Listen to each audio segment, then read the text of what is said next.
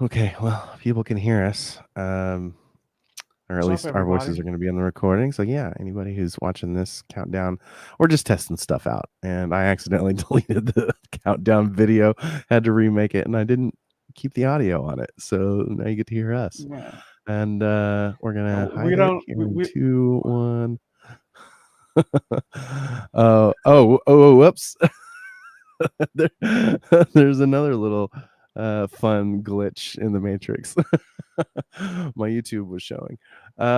Yeah, so we are American Micro Podcast. This is March 1st. Jesus Christ, I can't believe it.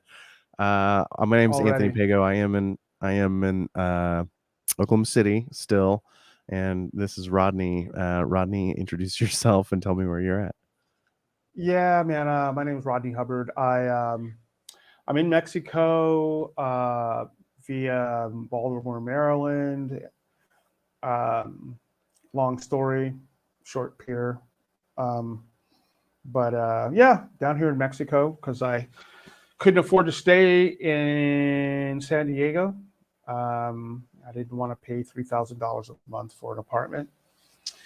So here we are, one big, great, Yeah. happy American micro family, just dealing with our American bullshit that we deal with every single day. You know how that goes, how that's rolling. Yeah. But today's Um, today's uh, t- today's deal is the LGBTQ thing, not thing, but the basically the murder of a young child. Um, what city was that in Oklahoma, Pego? Owasso, Oklahoma. It's like close to Tulsa, super close. It's like a suburb Yeah. basically. And that was next Benedict. I think that was February 5th.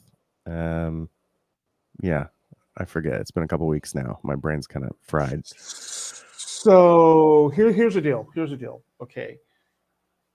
From from what I can tell, it's not even from what I can tell. The deal is that America,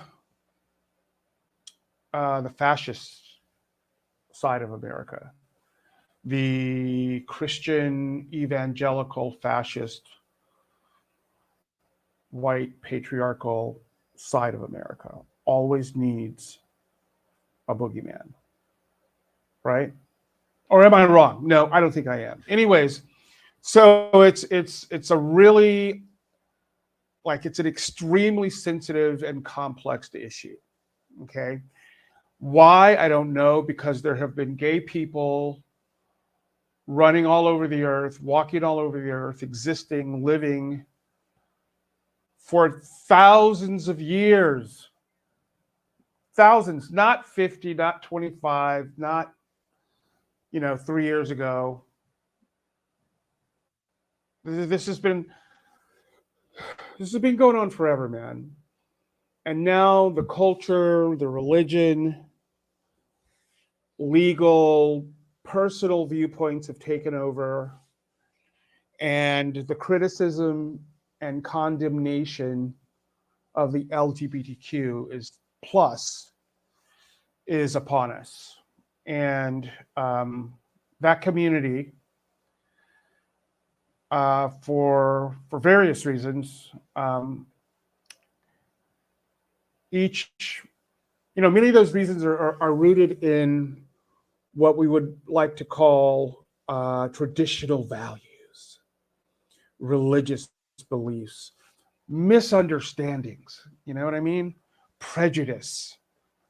There's basically there's no empathy for these people. Like, you know what I mean? Yeah. There's just none. There's none. Okay, so you have to understand that, right? So, um, and somehow, which is not ever going to happen in this country, have a respectful dialogue. Okay, so historically, many religions, especially in the United States, have teachings that interpret the LGBTQ identities or relationships as inconsistent with their quote unquote cultural, political, and religious doctrines. Um, the cultural norms and the lack of understanding, along with historical prejudice. I should have said hysterical prejudice, or horrific prejudice. I mean, it's just a long-standing situation. Like if you were a white man or woman, um, let's just say 40, 50 years ago, you weren't coming out. There's no way, unless you were just in a bubble with, said just people of your own, people who knew you, and that was okay. But no, that wasn't a situation 50 years ago. And there's also, a lot of misinformation when it comes to the LGBTQ community, that can spread a lot of fear and hostility. Um, but what we're going to talk about, which Pago has a lot of information about, is this young child who was murdered in Oklahoma. And the thing is, real quick, is that it seemed, I don't know if anything's, if any steam is picked up, but they really didn't do anything about it. Or am I wrong there? What's going on? No, you're right. So I went to this meeting for a group called PFLAG, which is a national organization that's existed for decades. Their name is kind of rooted, not kind of, it's rooted in like a time where we didn't have as good an understanding of kind of the various groups inclusive in the LGBTQ plus kind of nomenclature. So PFLAG was parents and family, lesbians and gays, I think is how that goes. Parents and parents and family of lesbians and gays. And it's a group, that's a supportive group that tries to help anybody who's kind of fallen through the cracks, especially kids. And I went to this meeting last week here in Oklahoma City, because they have a chapter here in Oklahoma City. There's a chapter in Tulsa. There's chapters in basically every state. And we're going to try to get the PFLAG here onto American Micro and talk to them personally, face to face. But in that meeting, they discussed a little bit about what they're trying to hold Oklahoma responsible for, culpable for. They do a lot of legal work on top of actually like housing kids who've been kicked out from their families and stuff like that. And they had mentioned, and it's come out over the last week, more and more so, that the school didn't call the cops immediately. They didn't. I don't know that they called them at all. A family member may have had to do that, but they didn't. Send the kid like to the hospital themselves immediately. They just dropped the ball. And there's a law, federal law, called Title IX that required a response to a hate crime like this. And they are, as of today, the Department of Education on the federal level in Washington is now looking into how the school district, the school itself, how they failed to respond. So it was a really poor response. For anybody who's not aware, Next Benedict, and there's a little bit of confusion, as there often is for younger trans people, trans individuals, for which pronouns to use. Nex used they, them quite often, especially to people that they didn't know. And it sounds like to Nex's friends, he used he, him.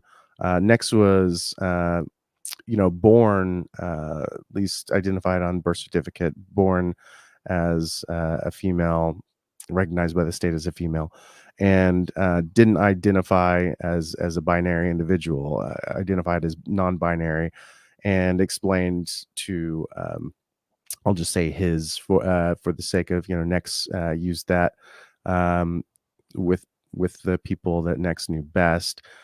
He I guess struggled to have these conversations with his parents, and his parents struggled to understand it. They admit that they come from like an old school mentality, and with people who, weren't close to Nex, he would use they them. So it's kind of interchangeable at this point, especially because when kids are younger and they're trans and they're trying to figure out their identity, there's often a little bit of changing and confusion in that respect, and that's understandable. All of us kind of struggled to find our identity when we were young, but Nex, had to exist in an Oklahoma very conservative school and school district as a trans person, and that's difficult. But also, this the school had a problem with bullying, and the bullying ramped up and was reported by Nex as beginning for him uh, just months after our state passed laws that trans people had to use bathrooms that align with their birth certificate gender or sex assignment. So Next was in the female restroom, which by law was the correct one for the state's law. And there was a group of girls, older girls, who had been picking on Nex, especially after that law was passed. And Nex told people, it's on video, that Nex said that these girls who had been picking on him quite often, he just got sick of it and dumped water on one of their heads, and a fight ensued. And by fight, I mean the girls, apparently, this is what's reported, at least by Nex himself before he died, beat the ever loving crap out of Nex, and Nex ended up going to the hospital, and they told Nex that it's possible you have a concussion, especially if you wake up tomorrow and you feel dizzy. The police, for some reason, made a statement saying that, and Nex was suspended. Well, Nex apparently was the only one suspended. The girls who had been bullying were not. And typically, you see no tolerance policies in places like this, where everyone would be suspended, and that did not happen. It was just Nex, and so Nex was home and ended up going to the hospital. Didn't feel great, and then the next day died. And the police said that the death was not connected to the beating for some reason. They had to recant that and say, well, it's possible that the death was related, but they're going to wait for the autopsy and all of that information to come forward. So we're looking at the death of a student. Yeah, we're looking at the death of a kid, a child. And I've got here, I'll show you a little bit. I want to see what you think of this. You haven't seen this yet, to my knowledge. So let me know what you think about this video. This is 16-year-old Nex Benedict, and a family member says this screenshot shows messages they sent just hours after a fight at Wasso High School. It shows Nex's message saying, "I got jumped at school, 3-on-1, had to go to the ER." Asked if they're okay, it shows Nex replying that they were all good, but with some scrapes and bruises. But they also say, "If I'm dizzy or nauseous in the morning, I might have a concussion." The message then asks, "Why did they jump you?" The reply says, "They'd been bullying me and my friends. I got tired of it, so I poured some water on them, and all three came after me." And goes on to say, school did not report to the police. Tuesday, Owasso Public Schools released a statement detailing their timeline of events. It says on February 7th, Nex was in a fight in a restroom at the Owasso High School West campus. That fight lasted less than 2 minutes. Okay, so I don't know that we can show the whole clip yet, like all in one go. I think we should pause it there to at least check in with you. So far, is there any new information for you there? anything new there for you, or No, yeah? that all makes sense. Okay. And it what I was heard. broken up by other students No, and a staff member. that's The exactly what statement I says heard. all students involved walked to the assistant principal and nurse's office, and that it recommended to one parent that their student visit a medical facility. The district also says parents and guardians of students involved were, quote, notified and informed of the option to file a police report. Owasso police also released a statement saying Nex did go to the hospital around 3:30 p.m. on the day of the fight when a school resource officer was called. It also says, quote, no report of the incident was made to the Owasso Police Department prior to the notification at the hospital, and that it is not known at this time if the death is related to the incident at the school or not. Okay, so the police not being notified, no report existing, was a major issue, especially for the groups that have gotten involved and have asked the feds to do an investigation. So there's an investigation coming, but the media has thankfully been covering this. It took a couple of weeks of PFLAG and other groups getting involved and pushing and pushing and pushing for anybody to take notice, and finally the media started doing interviews, and it started spreading like wildfire on the internet, which meant that our we have a superintendent that was a state superintendent of the school system that was appointed by Governor Stitt, and his name is Ryan Walters. And as it was going viral, Ryan, of course, felt the need to make a video because he's known as aligning, at least, with the far right, with kind of the MAGA movement, which includes Big time. appointing. I've heard it pronounced Haya Rychek. It's spelled like Chaya. She's the Libs of TikTok gal. He appointed her to be in charge of censoring, removing, banning, however you want to put it, books from the library systems in Oklahoma public schools. And she is known for, when she posts stuff on her account, what quickly ensues are a bunch of death threats and harassments from various people across the internet, targeted at the people that she posts about. So we'll get to her in a minute, but let's take a look at Ryan's response, and you tell me what you think about this. Is Ryan Walters, the superintendent of Oklahoma schools, where a young student lost her life. We have been praying for the family, for the school, for the city of Owasso ever since. Law enforcement has been investigating, and unconscionably, radical left-wing groups and the media have lied about the death of the student and have intentionally lied to push an agenda that was politically motivated to attack me and conservatives in the state of Oklahoma.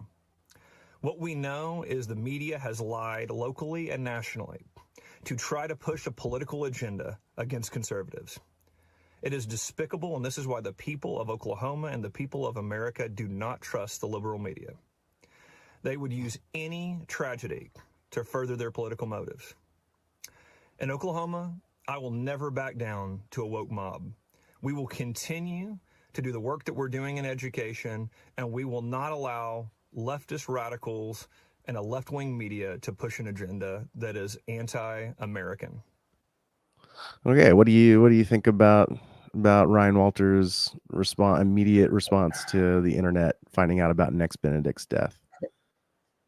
Hey, Ryan, you could have said something nice about Nex. You could have said, it's a tragedy that this young child was in the situation that he was in / she was in. And why couldn't you say something nice? Just anything. Just say something. Why couldn't you go out of your way to make sure that you brought this child's name up in effigy. But you didn't, because you're a coward. Literally, I mean, dude, look, if you don't have, how old was Next? Like what? I think 16. I think 16 was the age. 16-year-old kid, man. 16. If you don't have enough guts to actually condemn what happened, then you're worthless, dude. I don't care how much money you have or what your status quo is. I don't care. It doesn't matter to me. I mean, what you said there meant absolutely nothing, dude. Yeah, I mean, It's all about preserving his righteous indignation towards the leftist media. It's just the same old garbage. I mean, it's like psychotic to me. You know what I mean? Yeah. What do you? I mean, what do you think? No, I agree with you. I think the very beginning clip cut off. I'm just learning how to use this thing. But he does mention that, there was a tragic death of like Next Benedict, but like that was very brief. And then he goes on to go into this political rant in his vehicle. I know he has kids, I believe. It may be loud in his house. This may be the only place he can put together, a video by getting in his car. But the whole thing just reads like those rants you see on all social media, from like the dudes with the the ball cap, the wraparound sunglasses in the truck, just talking about like straight up red meat for hateful people. It really reads like that, and he does spend the time amping up those type of people. This message was definitely meant to stir up hate politically. It is not crafted in any way, shape, or form to quell any problems, to turn down the heat, to keep the parents or the family or the friends best interests in mind, to kind of soothe what pains they may immediately be, what they definitely are going through. It's just sickening how gross that video is. It's incendiary, and he knows it.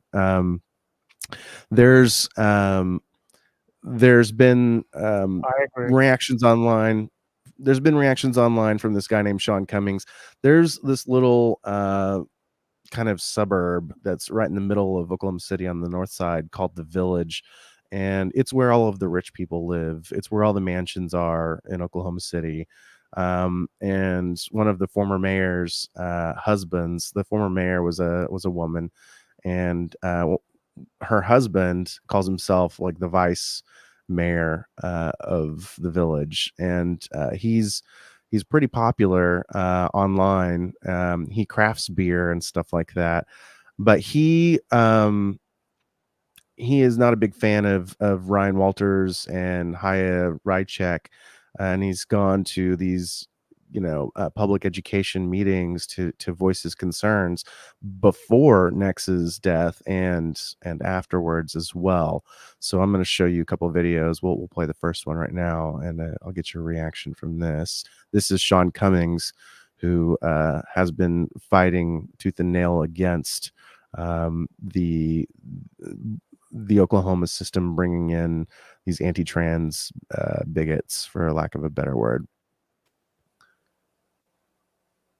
You and your rhetoric and your inability to do anything as a board here are partially responsible for emboldening bullies to jump a girl in the bathroom. 3 older girls don't just jump a 16-year-old in the bathroom for no apparent reason, especially when they're of the alphabet community, who you personally have attacked ever since you ran for office. And you brought in the chief attacker of this, Chaya Rychak. Okay, it's on you. You remember when I said the blood's on you guys and everything? I think what you're looking at now is a federal lawsuit for each one of you personally, and I hope it happens because it'll bankrupt you. And I hope it happens for you, Ryan, because you're money-oriented, and I hope it bankrupts you as well. There is legal culpability here. No Title IX was followed. Teacher didn't turn it in. Principal didn't turn it in. Is it mandatory reporting? Is that what it's called? Mandatory? Give me a nod. If you're on the school board, you should know. Is it mandatory reporting for somebody to report a hate crime? Is it mandatory? Did I not tell you this was going to happen? Yet here I am again, and I'm sure when I leave, your Chaya Rychek chick will tweet my stuff out again, and I'll get more death threats. That's who you brought into the room. You emboldened these 3 girls yourself. Chaya Rychek emboldened these 3 girls by being on the library board. It's already difficult to be in high school. It's very difficult to be different. But when somebody's attacked for being different, this isn't even about the death part, because that's coming next, and we'll see who gets charged and how many families lose their children to prison. Yeah. Right, man. I mean, you know what? Well. Well, I mean, come on, man. It's America. This isn't. Look, you know, this is definitely an LGBTQIA problem, right? Okay. The last 3 or 4 years, because I mean, honestly, when I was a kid, this never came up. This didn't come up in the '90s. It didn't come up in the year Y2K. It just didn't come up. All of a sudden, you know, by about 2008, what's the name of that conservative group? Conservatives were in a tizzy about, you know, everything else that especially after 2008 when Barack Obama became president. And they used that as a rallying cry against any and everything that wasn't patriarchal, white, fascist, and evangelical white Christian, right? So that's where we are, and you can't pull punches on this because historically that's the truth, right? That's just how this works. You know, if you're gonna try to deny any of this, then you're lying to yourself and everyone else that you know. Okay, so this is where we are. It's been part of our culture. It's baked into the soil of our culture like an American apple pie. Yeah. You know, this isn't look, who if you're gay and you knew you were gay when you were 4 years old, if you were born with male and female genitalia, okay, we're not all the same, man. We're not all the same, but you people out there who are just unbelievably ignorant and have no empathy for people who live their lives in, you know, they're afraid. They're afraid to come out and say exactly what they think or who they to portray who they really are can be a huge burden to the point where one takes their own life.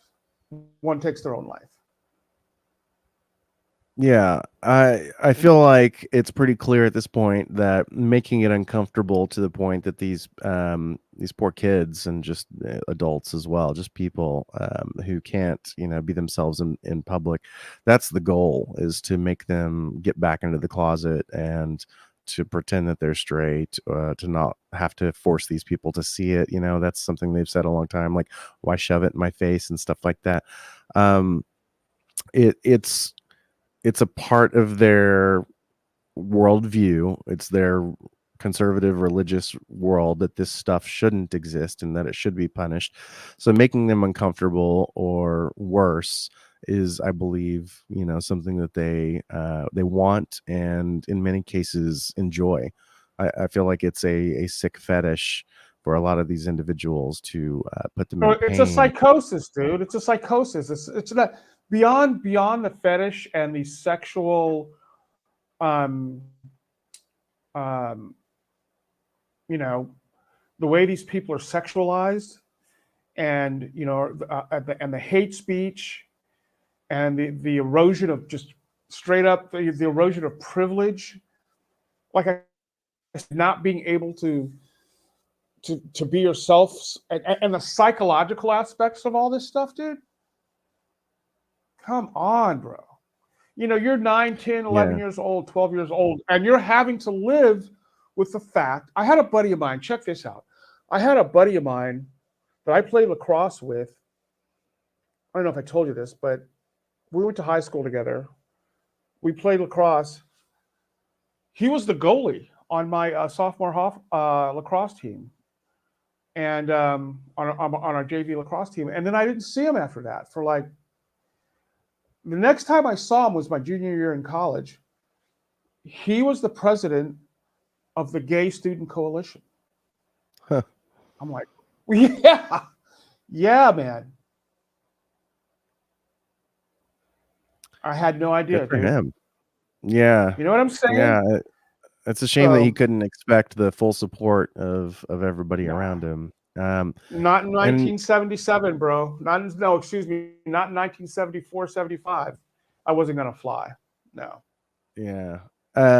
When you ask these people, I mean, you know, Ryan Walters in that clip in the beginning of it, I think he alluded to it being, you know, an awful incident or something like that. But when you see Chaya Rychek in an interview, when she's asked if she knows about this, you know, Next Benedict thing, says, "Oh gosh, yeah, it's awful. It's a horrible thing," and then continues on to continues the same process of being anti-trans, denying any culpability, and it's very much the modern game of conservatives to do that plausible deniability, and it has been forever. We've had these moral panics for a very long time. I'm sure you can list a number of moral panics that you've seen throughout your days, and we'll do that on the other side of this clip. Let's look at a clip of Ms. Rychek in her interview, kind of doing her little dance around taking any responsibility, and then we'll talk about some moral panic. Kind of how you think about taking these obscure people, right? Because you and I are both public figures, and I imagine you and I we have a high tolerance, right, for what we can handle online. Say you're taking a private citizen, you know, a gay teacher, for instance, in a small town, and you post about that person, and then that person subsequently, who had no media presence prior, receives pretty violent threats. How does that make you feel? We need to answer the question first, though. Is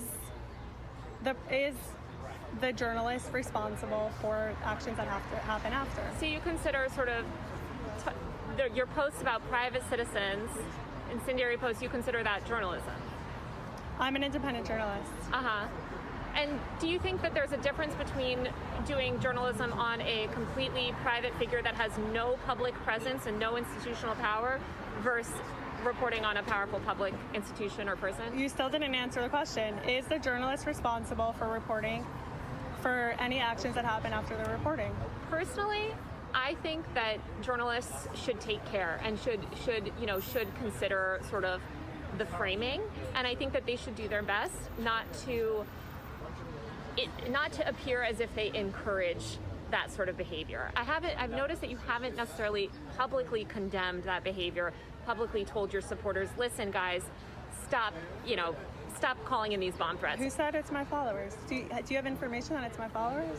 I guess who else's followers would it be? I don't know. So there's 300 million people in this country. So you post bomb threats follow, and you're saying it might be just unrelated people? I have no idea. We don't know who it is. Have you taken steps to find out? We filed some FOIAs with police departments. Yeah. What have you found? We haven't got to anything useful yet that we can use.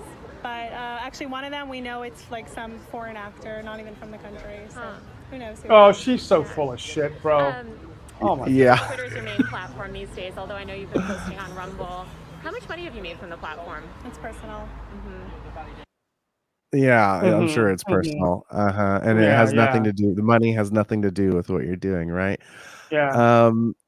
I noticed she said when she was asked, Jesus have Christ. they done anything to figure out who's making these threats? And that she says, well, we've done some freedom of information like requests basically, We've and done she some asked her like, well, FOIAs, yeah, but notice she didn't say that they didn't find out like who was behind any of them. She said that there was no information that they could use, which could be interpreted as some of it was inconvenient and not anything that she could use on her channel to do what she usually does, which is make supposedly like liberals or woke people look bad. And the one person that she did mention was a foreigner. A foreigner is a very classic target no, she of called him a conservatism. foreign actor. A foreign actor. Right. So it's either Yeah. conspiracy or it's a Yeah. foreigner. It's one of the two, and that's both of those are favorite scapegoats of conservatives.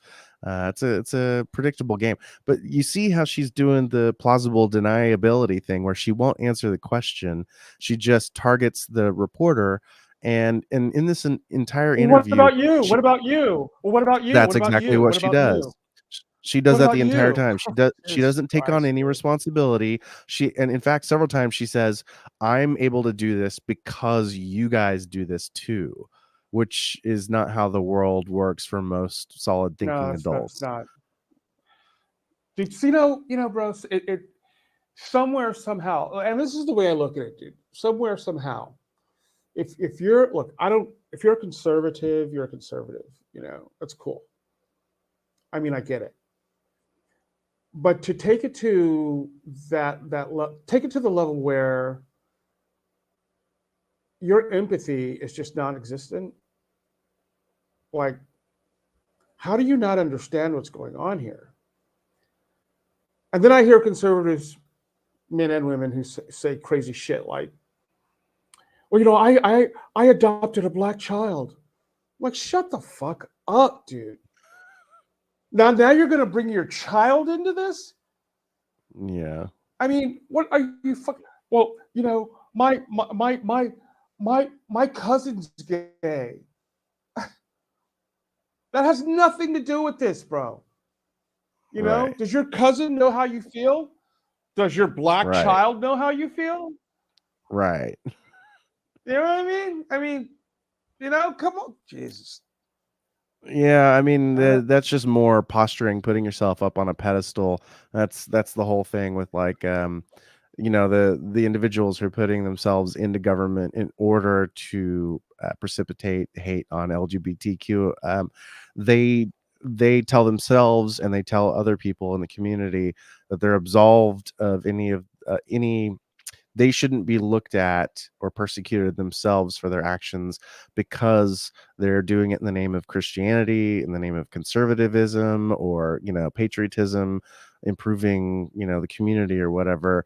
And it's an excuse. They're not taking on the personal responsibility because the ends justify the means in their mind, and that is Well, a very solid path for conservatives these days, and in long-term recent past. well, gay moral panics. Basically, I just looked it up. Gay moral panics refer to a period of heightened social anxiety and fear over the presence and visibility of gay, LGBTQ individuals or communities, right? And basically, they're perceived we all know this as a threat. These panics often arise from a combination of misinformation, reactionary responses to changes in social attitude. Look, this country's never going back to what it was. Like, if you don't get that, as an American, I mean, there's so many rabbit holes to go down on this shit. There's just so much there are so many unbelievably unaware. Maybe they are aware, but how could someone be that psychotic not to understand that these are people that they're talking about? These people Yeah. have mothers, fathers, sisters, and brothers, aunts and uncles, cousins. You know what I mean? They have jobs. They're in the military. They, they live and breathe and they bleed just like everybody else, bro. You know what I'm saying? And when you don't understand that, what are you gonna? I mean,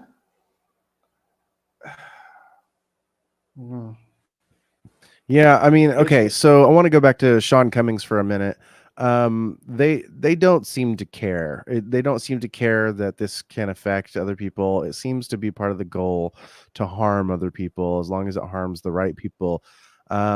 Often they are warned by individuals that are more clear thinking than they are. And in the case of Sean Cummings, he was actually after he made a response and named Haya Rychek personally for being in his mind responsible for the outcomes of the death of Nex Benedict. He actually like warned the Oklahoma officials ahead of time, saying you're going to cause, there's going to be violence or death because you're naming this woman to the board to incite hate. So let's take a look. You took somebody that threatened our children, literally threatened our children. You have no plausible deniability if it happens again. Any of you in this room that tolerates this kind of behavior out of your boss, it's on you too. Amen. What happens when somebody actually does the bomb? What happens? Plausible deniability for any of you? No, everybody knows who she is. Everybody knows who she is. What kind of BS manager are you to put everybody's lives at stake so you can have your measly $140,000 your job? You can go sell your soul somewhere else for more money. You can't. You're a good-looking guy. You can do it. You don't powder, but you're a good-looking guy. All right, let's talk about a couple of things. Guilt by association. Damn. You bring her on, you're guilty. You guys, all of you, ladies and gentlemen, are guilty. They know You it. tolerate this kind of behavior. Yeah. You're 50th in the nation. You're last. And this is the kind of BS you do. You bring that on so you can get a little more press. Are you not getting enough press, Ryan? Are you not getting enough press? Are you? I teach you how to get more press. Look, I've got 2 books in the library. I wrote 2. All right, one was a bestseller in here in Oklahoma. I have more qualifications than she does. I do. Come on, man. Look, you're going off the cliff. This isn't even funny anymore. Because I tell you what, the parents in the school where that bomb goes off, gonna have some problems with you. Dan. Okay, so Damn. I know he goes off. Bro, wait, There, bro, dude, look, go ahead. they're in trouble, bro. They're in trouble. They're in trouble, man. It's gonna be, as my boy Tino used to say, on and cracking. It's gonna be over for these dudes, man. You remember Tino? Yeah, dude. It's just, yeah, man. It's just like, bro, why would you do that? Why would you do that, dude? You make $140,000 a year. Literally, that's chump change, bro. I mean, for a lot of other people, it's a lot of money.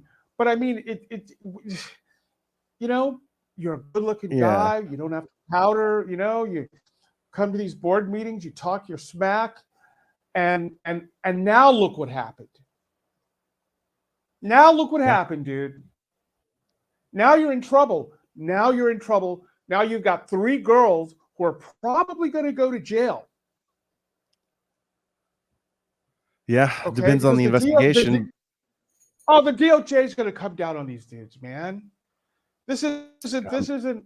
They can't let this slip. They can't let this slide. Yeah. Can't let. Yeah, I slide. mean, You can't. I'm curious how long this investigation is going to take. I don't think it's going to wrap up before we get our election. So whoever gets elected next is going to have some say over appointments or removals in the education department on the federal level. So I'm curious what's going to happen there. But I know this. Oklahomans do not, conservative Oklahomans, especially those in power in the political arena, do not want the feds on their front door, let alone their back door. They don't want the feds in their business, and they just invited them on in with all of this this business. They're injecting their religious, I want to say like morals, but this isn't religious morals. This is religious bigotry. This is fascism. This is, this is what happens when you try theocratic states. It's not there to help the best, and the most in need. Or rather, it's not there to help people as best possible and those in need. It's there to impose the will of people who think they know how society should best be run. And the people who seek power like that, they don't have good ideas for how things should be run, especially where religion is involved. These are people who have been given bad ideas by bad men in the past. And those right now, those ideas are those kind of moral panics where they don't want to see gay people holding hands or existing in general. And they especially know that it's a really easy target to pick on trans community people. We saw that they've kind of backed off of the at least temporarily, the kind of gay marriage stuff, because it was overwhelmingly popular in the United States. People, a majority of people supported gay marriage, and so they backed off, and then they targeted a more at risk group, and that's the trans community, because they're a little less popular than just blanket gay or lesbian individuals. There's a little bit of hatred even inside of some pockets of the LGBT community. So they picked an easier target, one that definitely can't defend itself. And I know they hate the term stochastic terrorism, but that's exactly what it is. And no, this term wasn't invented by some weird, woke college professor. It wasn't invented recently. Hayat Chayek on a podcast claimed that people, or I think the guy claimed it for her, like to her face on his podcast. He said, "Hey, they invented this term for you, stochastic terrorism." And she was like, "Did they? That's cool." And then she just repeats on her channel this line that people, that libs, that woke people, that the left have invented the term stochastic terrorism to describe her. And this term existed long, long, long before, because it's an apt term. It can be applied in many cases because far too many people do this thing where they, what stochastic terrorism is, for anybody who doesn't know, is a bad faith actor can do the whole Shakespearean "won't somebody rid me of this meddlesome priest" line, where they're like, "Oh, this person is so bad. I wish somebody would like take care of this issue for me, or like take care of this issue. Why won't somebody like take care of this issue? Why is this person allowed to walk down the street so happily, or whatever, ruining our community or whatever?"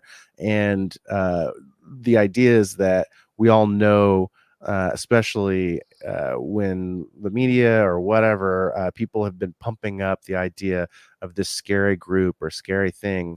There's going to be a certain percentage of crazy people who then will target those individuals or the intended target.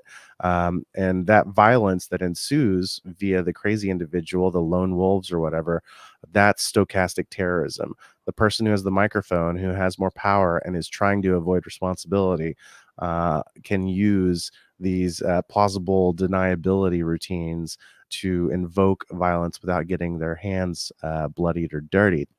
And it is very clear to me in these interviews and these social media, videos from the people stoking the fires, that they are aware that their actions are causing individuals to be violent or to spread hatred.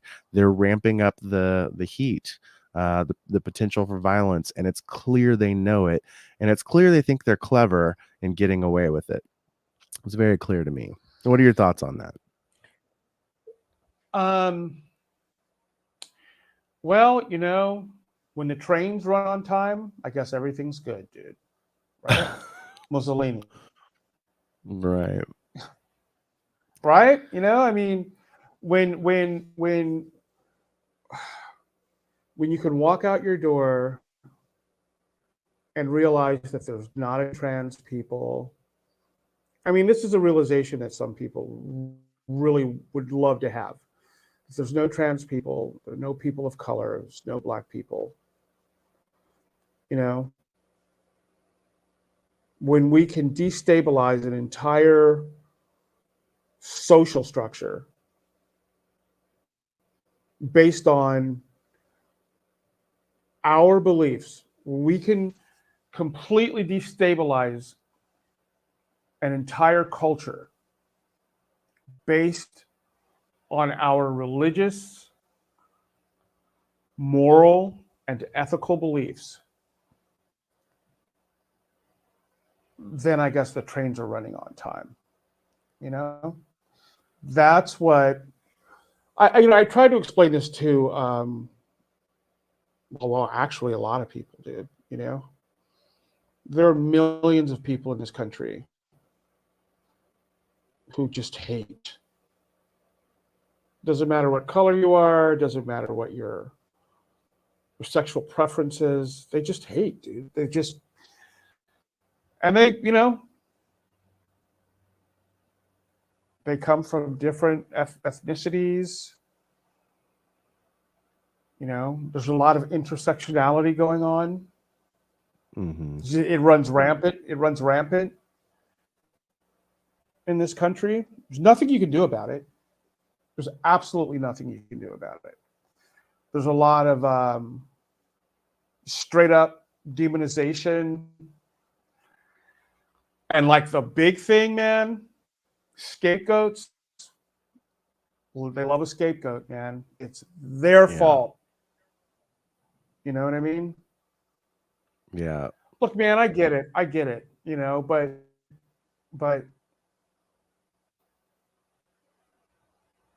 America is a social experiment.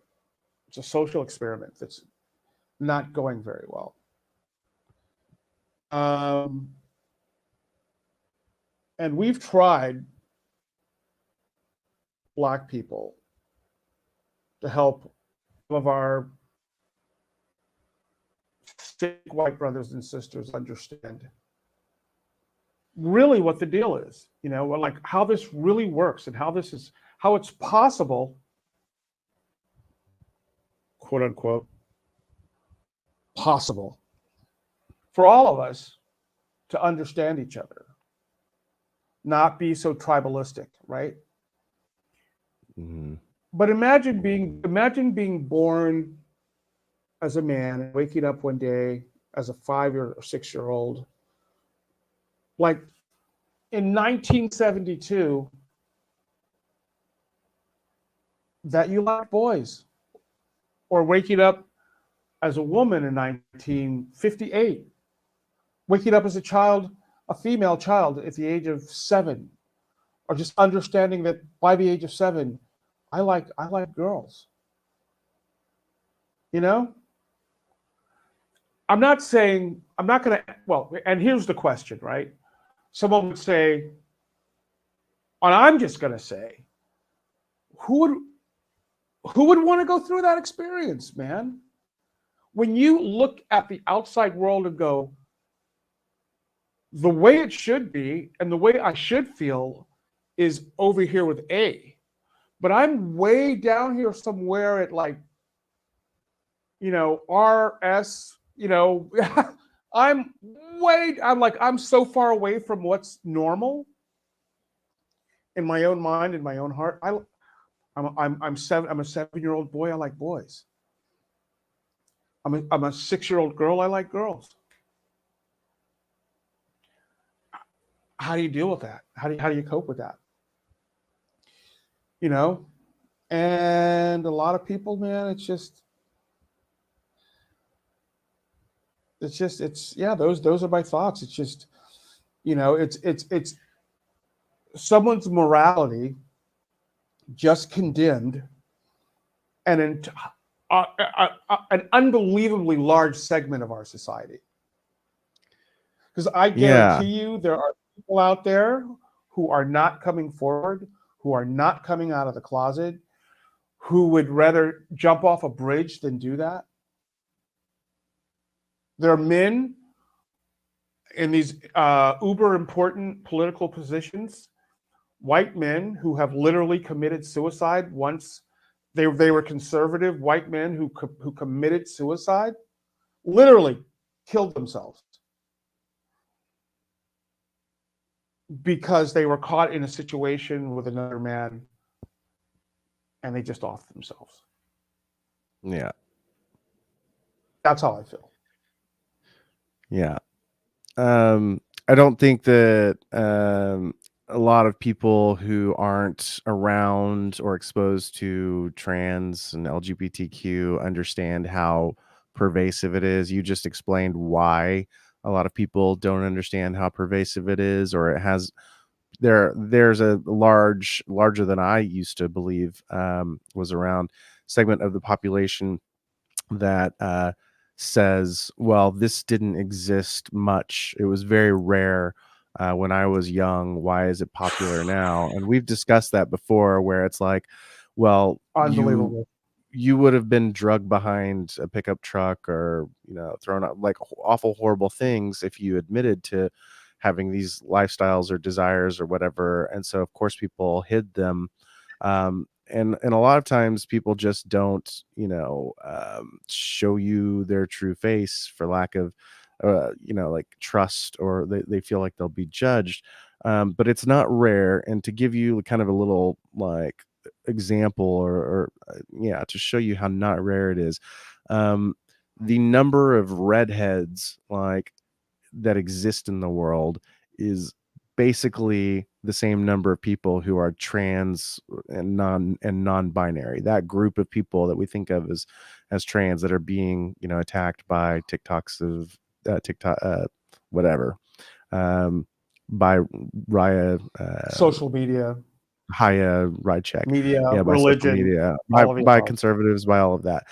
It's about the same number of people who are redheads. And so would you say that like there's not redheads, that they don't exist, that they're a lie? You wouldn't say that.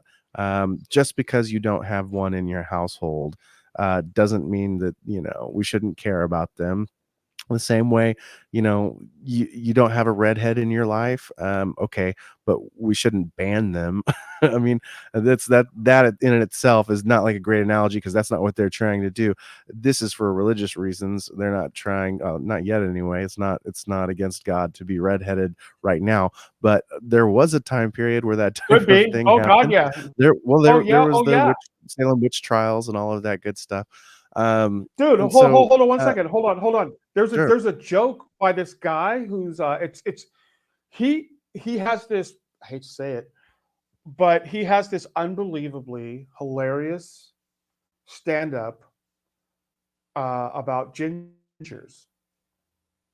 Yeah, about gingers and freckles, like gingers, redheads, and I Yeah. mean he's from Africa, and he parlays the two, like between Africans and gingers, right? It's hilarious. But you're right. I mean, do we just get rid of? Because he's like, oh my God, do we get rid of redheads now? Are redheads, are they not normal? Yeah. Yeah, What's I'll kill next? the redhead. I mean, You know what I mean? yeah, for anybody who thinks like this is like super hyperbolic and like ridiculous, It's not. right now as it stands, this is running along the same path. That it aligns with moral panics that we've had in the past, and we talked about like those have existed before, and we can name a few. Like there was the Dungeons and Dragons games back in the 80s, where parents thought that these kids were like like serving Satan or whatever, joining like Satan's cool club. People who listen to metal music, that was another one. Backwards. There was backmasking music. That was like supposedly God. if you ran music backwards, there was hidden messages put in there by the bands or the producers or whatever. Most bands didn't know how to produce their music, but anyway, there was switchblades. Switchblades was like a moral panic. So I particularly want to touch on like switchblades, and music kind of falls under this kind of like category or whatever too. Moral panics will often have rippling effects. So it's not just an immediate thing that is going to serve the goals of the accusers needs. Like for now it's to try to politically activate enough people to win an election. and those have separate goals. Once you've won the election, there are other things that are even worse coming down the pipeline if that occurs.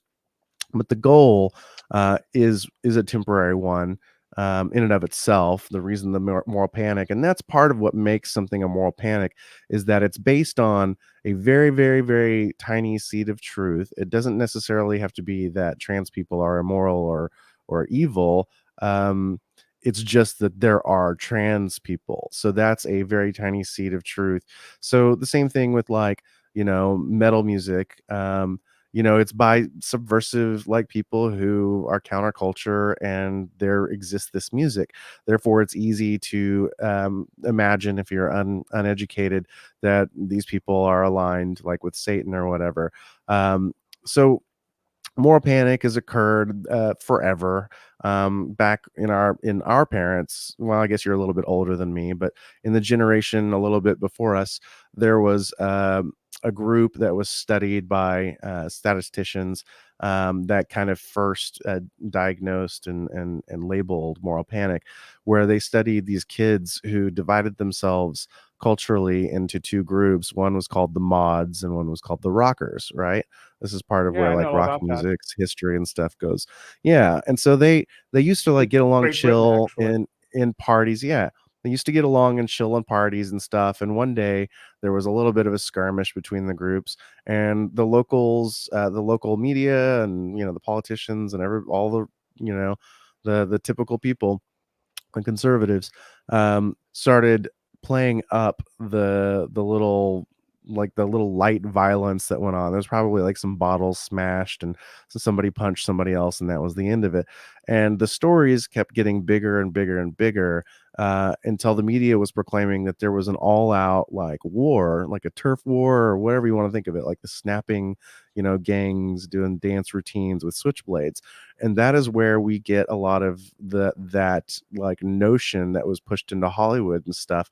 But it's also where we get a lot of, like, the laws that were passed, like making switchblades illegal and making wearing, jackets, like gang jackets and stuff, colors and stuff like that. It's where a lot of those laws came into play, and a lot of those laws persist in the books today. And a lot of those laws have unintended consequences, where they inconvenience or actually ruin the lives of people who aren't even involved in anything nefarious. So these laws are on the books, and they ruin certain, economic sectors. They ruin certain people's lives that had nothing to do with this, and that happens for decades and decades.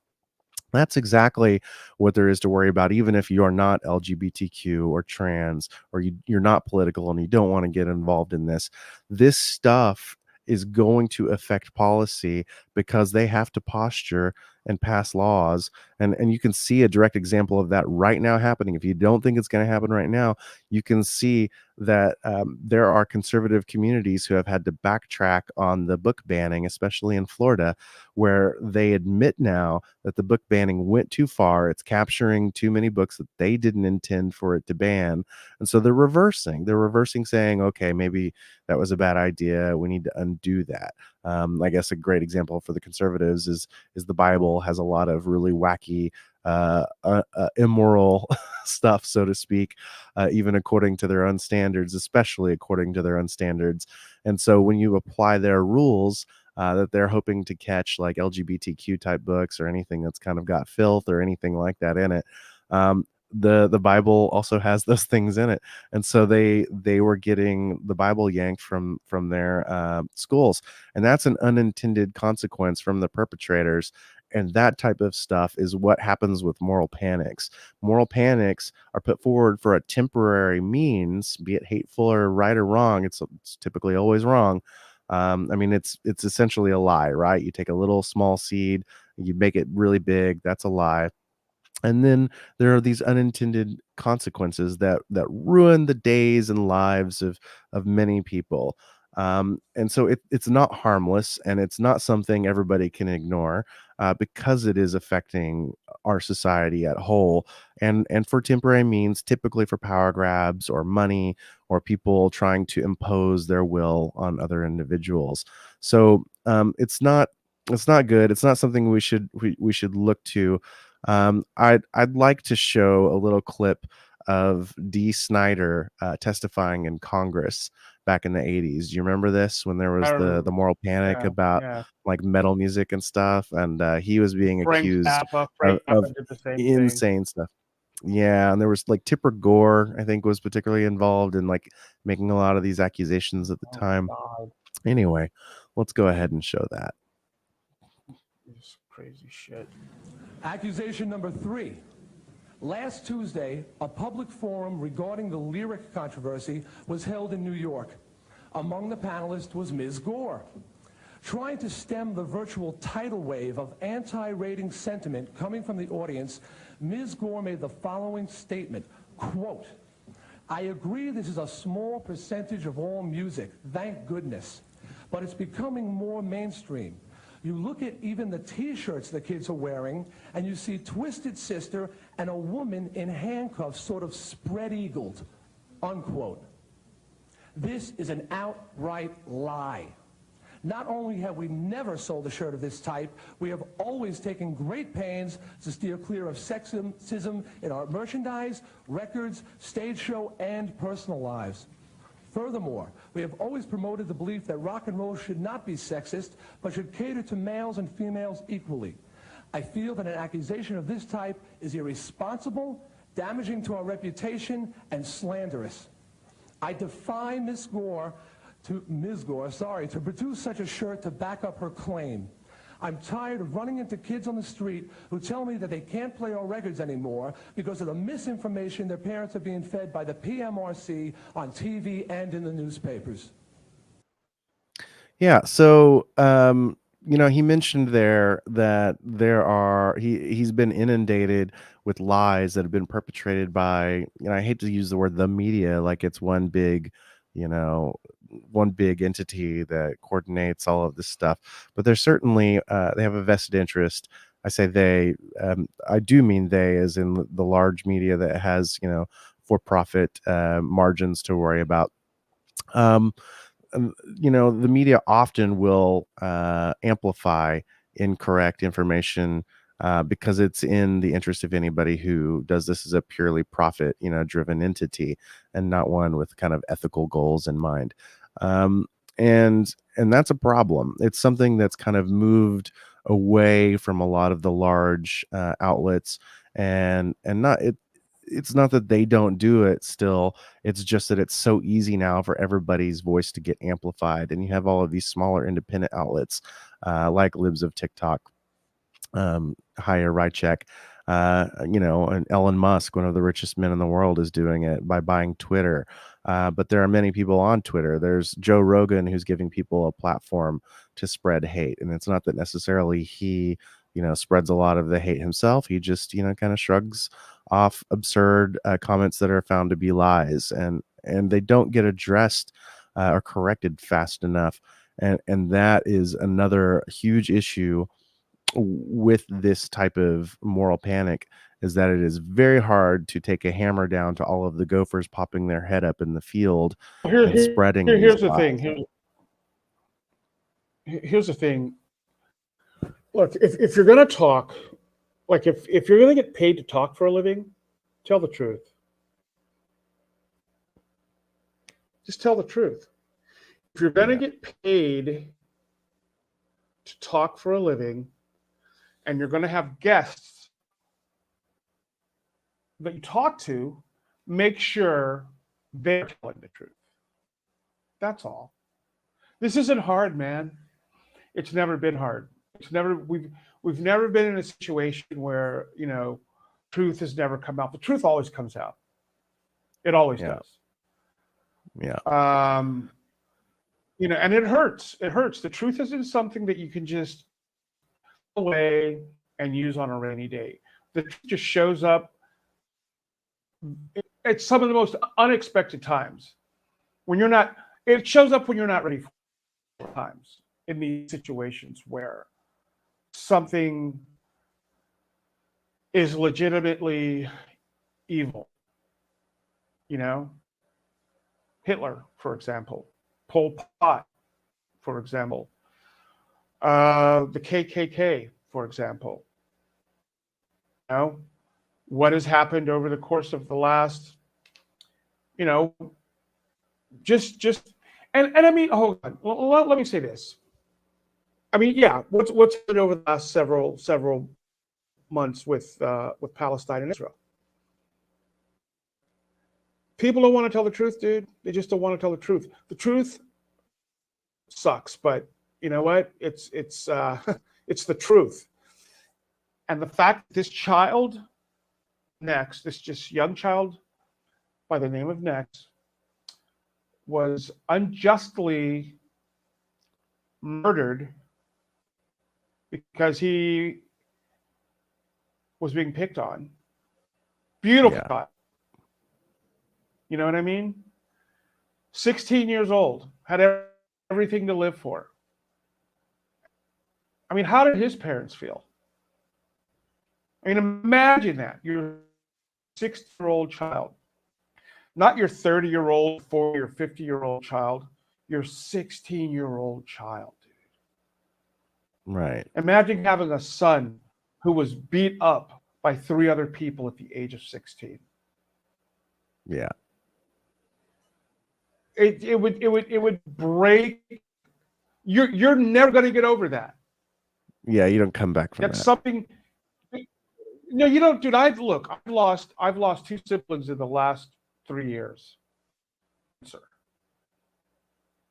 And they were young. My brother was 62. My sister was 64. And they're no longer here. I know what it feels like to lose a brother and a sister, dude. It sucks, Yeah. bro.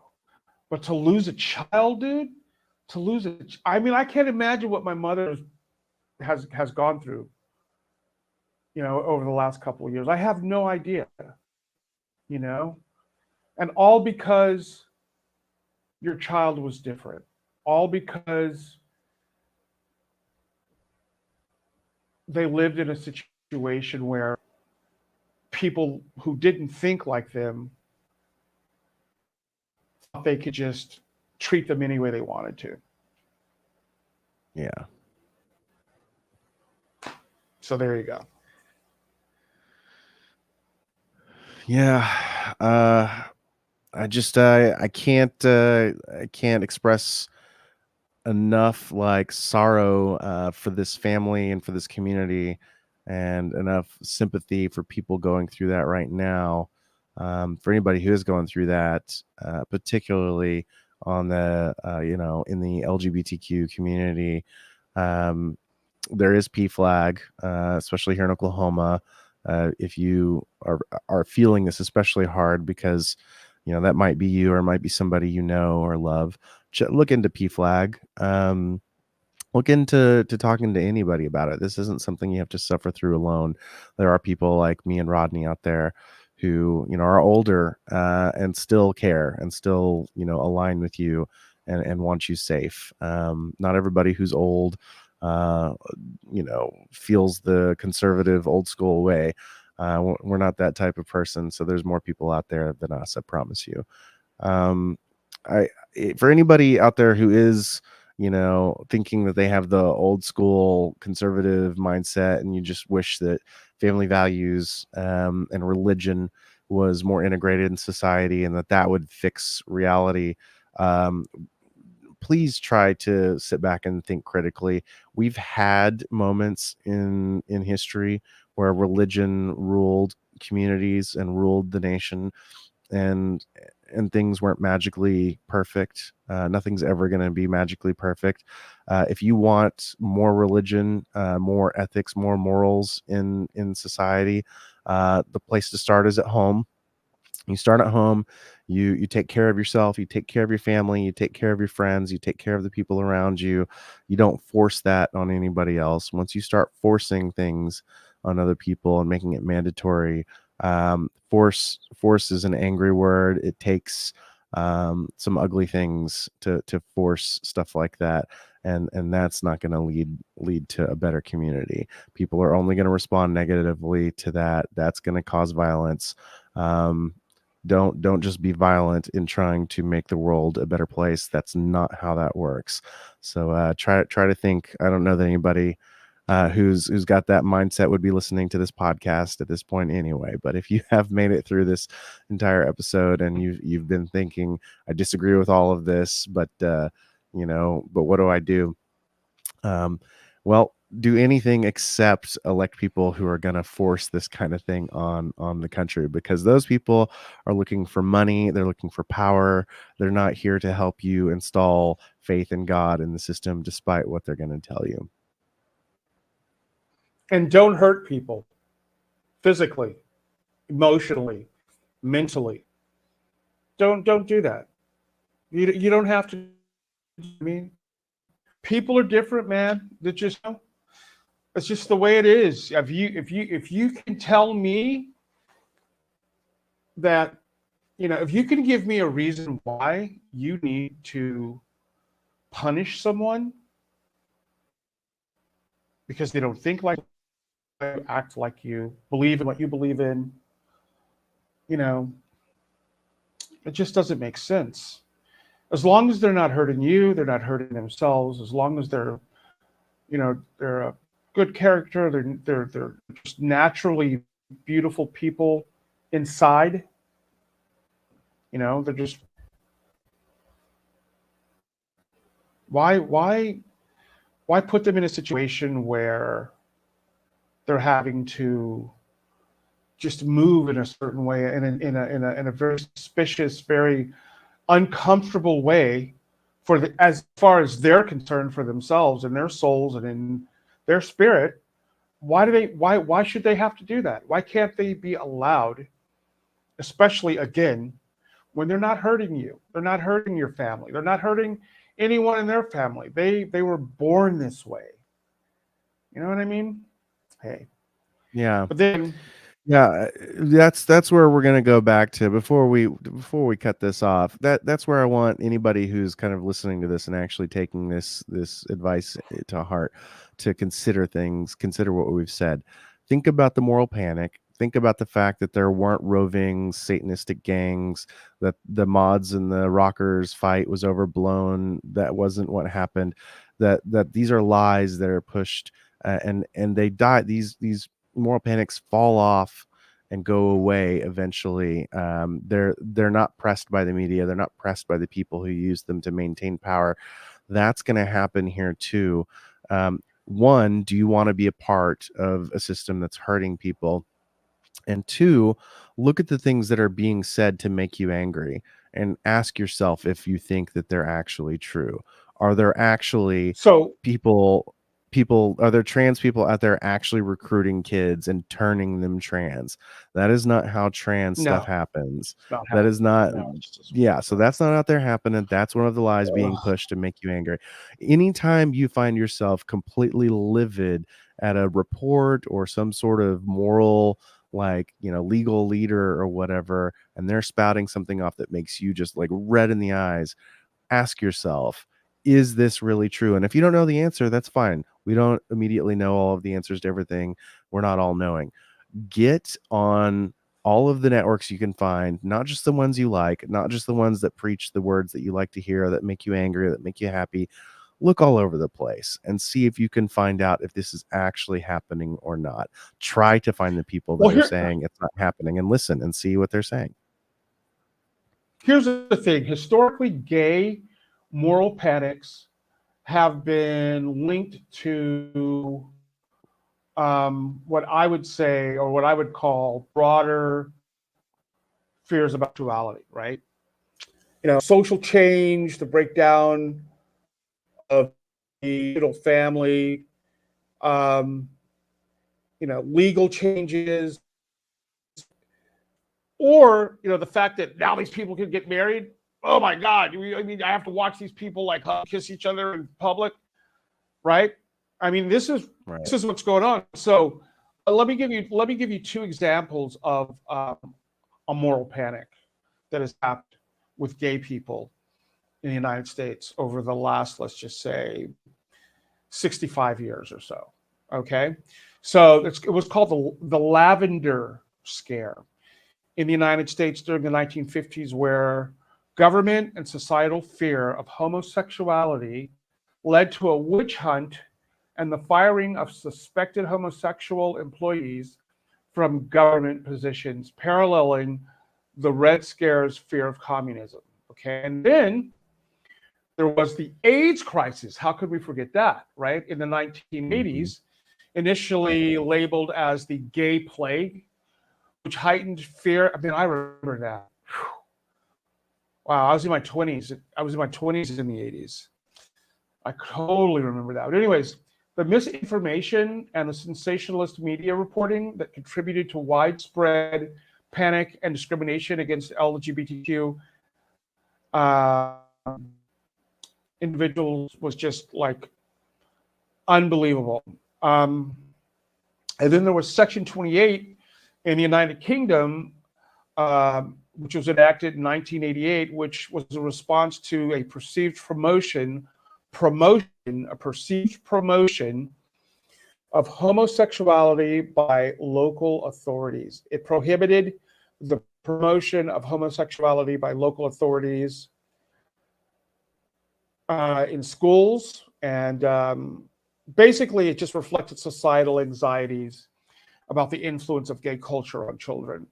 I mean, you could do this. There's so much stuff that, I mean, you know, people of color, gay people, indigenous people. I mean, look where it's coming from, dude. You know, but at the same time, I gotta say, there are Black people and people of color who feel the same way that these people do. There are a lot of people out there. Yeah. A lot of people out there who hate trans people. I hate, not despise, or okay, despise. But no, they hate these people, dude. Who knows, man? Who knows? Who knows why these? Who knows? I don't know.